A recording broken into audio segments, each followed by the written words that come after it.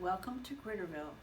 Today's story is going to be about the salamander, which is just about my favorite animal. Here behind me is one of our California tiger salamanders. These are very special salamanders, and there's not that many of them around anymore. So today's story is the salamander room, and this story has a message. So we'll see if we can figure out what the message is by the time we get to the end of this story. The salamander room.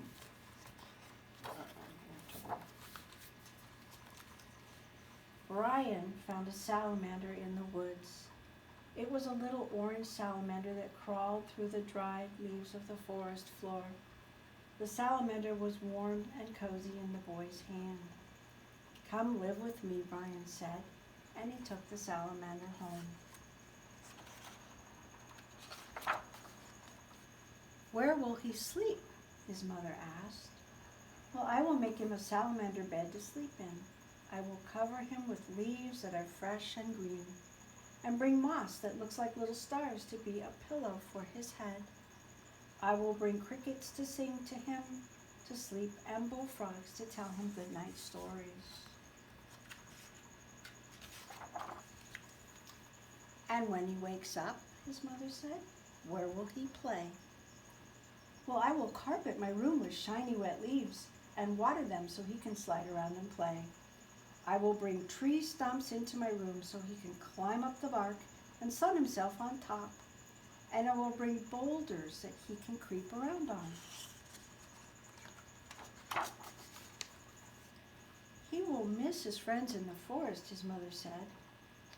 "Well, I will bring salamander friends for him to play with," said Brian.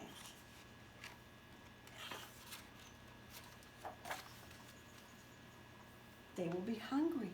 How will you feed them?"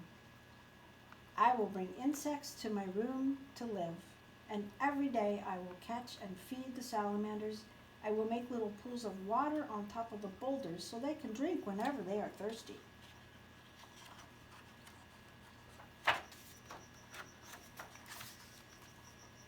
"The insects will multiply, and soon there will be bugs and insects everywhere.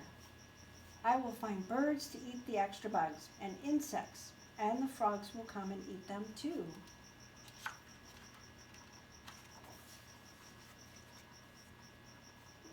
"Where will the birds and the bullfrogs live?" his mother asks. "I will bring trees for the birds to roost in, and I will make ponds for the frogs." What's happening to Brian's room here?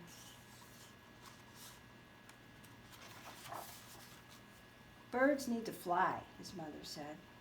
"Well, we can lift off the ceiling, and they will sail into the sky, but they will come back to my room whenever it's time for dinner, because they will know that the biggest and juiciest bugs are in there." "But the trees, how will they grow?" "Well, the rain will come through the open roof, and the sun, and the vines will creep up the walls of my room, and ferns will grow under my bed. There will be a big white mushroom and moss like little stars growing around the tree stumps that the salamanders climb on."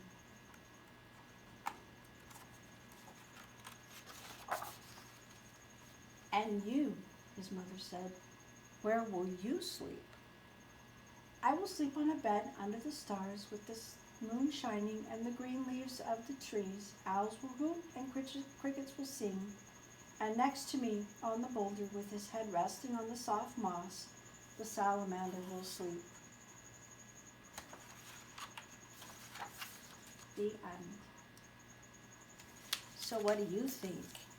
Where would be the best place for Brian's salamander? Thank you.